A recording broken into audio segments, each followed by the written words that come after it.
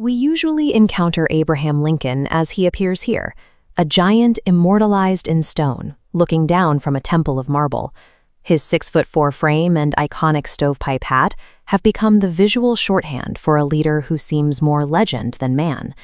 It is easy to assume a figure of this magnitude possessed an elite pedigree and was born for a life of greatness. The man who held the United States together actually spent less than 12 total months sitting in a formal classroom.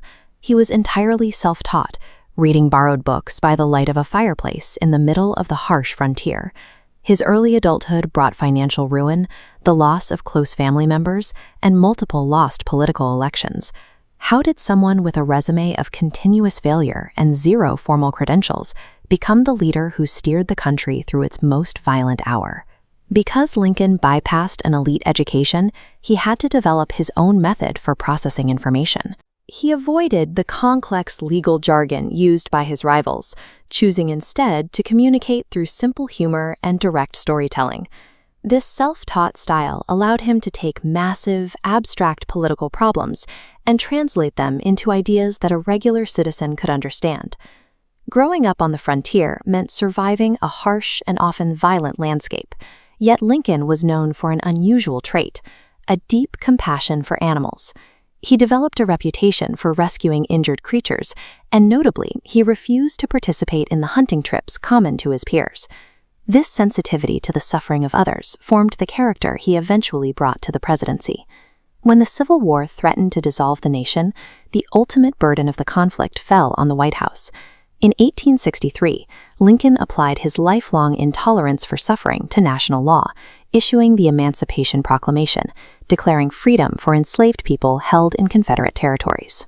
While the war raged, he also worked to repair the cultural damage to a broken population by officially declaring Thanksgiving a national holiday. He used legal decrees and shared traditions to pressure a fractured country toward a singular national identity.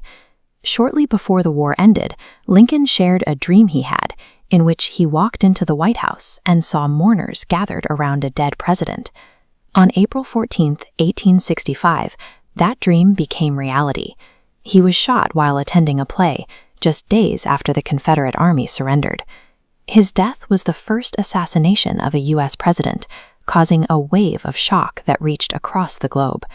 This sudden end turned a living, struggling politician back into the immortal figure we began with.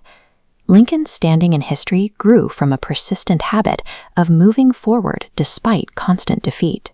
He left behind a vision for equality that still serves as a blueprint for the modern world.